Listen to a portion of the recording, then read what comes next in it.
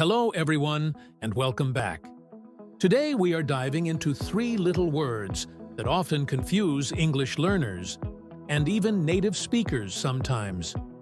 Most, almost, and almost all. They look and sound similar, but their meanings are quite different. By the end of this video, you'll know exactly how to use them, and you'll feel much more confident when you speak. Let's start with the word most.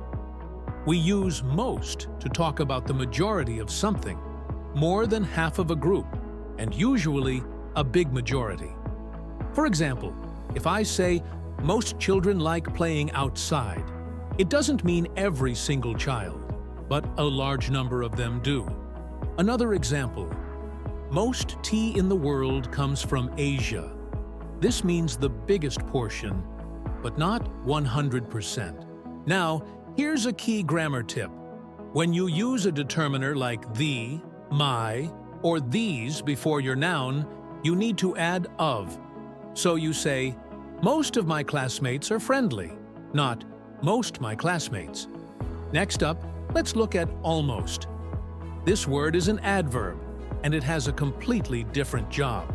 Almost means very nearly, or not quite. It doesn't describe a quantity. Instead, it shows how close something is to happening or being true. For example, I almost fell asleep during the movie. This means I didn't actually fall asleep, but I was very, very close. Or, she almost won the race. She didn't win, but she was right there at the finish line. We can also say something like, it's almost lunchtime, meaning it's nearly time to eat, but not quite yet. Finally, we have the phrase, almost all. This is much stronger than most.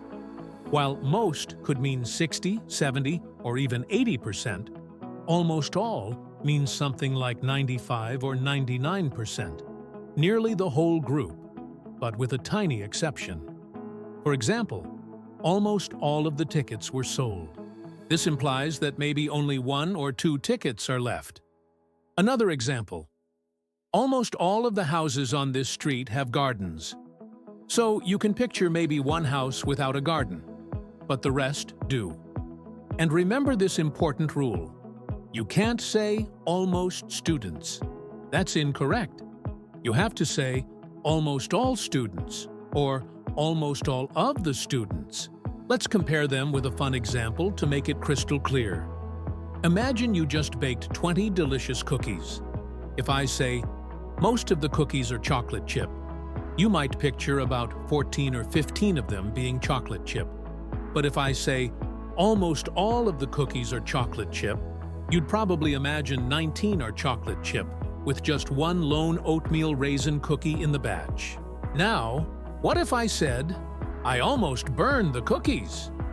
That has a completely different meaning. It means they were close to burning, but I saved them just in time.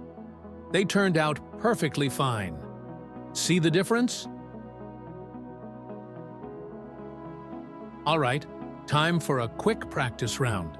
I'll give you a sentence with a blank, and you fill it in. Ready?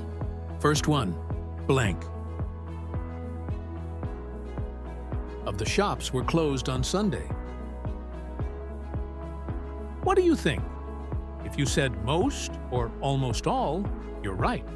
Both can work here. Most suggests a general majority were closed, while almost all paints a picture of a deserted street with nearly every single shop shuttered. Now for the second one, I was blank. Late for school, but I caught the bus just in time. What's the answer here? The only correct word is almost. I was almost late. I was very close to being late, but I made it. So, here's a simple way to remember the difference. Think of it like this. Most equals a majority, simply more than half. Almost all equals nearly 100%, just shy of the total. And almost means very nearly or not quite, and it usually describes actions, states, or qualities. And that's our lesson for today. I really hope this clears up any confusion between most, almost, and almost all. It might seem like a small detail, but using these words correctly will make your English sound much more natural and precise. My challenge for you this week is to practice making your own sentences with these words. Try it out, and you'll see your confidence grow in no time. Thank you so much for watching. If you found this video helpful, please give it a thumbs up. And don't forget to subscribe to the channel for more English tips. Hit that notification bell so you won't miss our next video. Do you have any other confusing words you'd like me to cover? Let me know in the comments below. I love hearing from all of you. Until next time, keep learning and stay curious.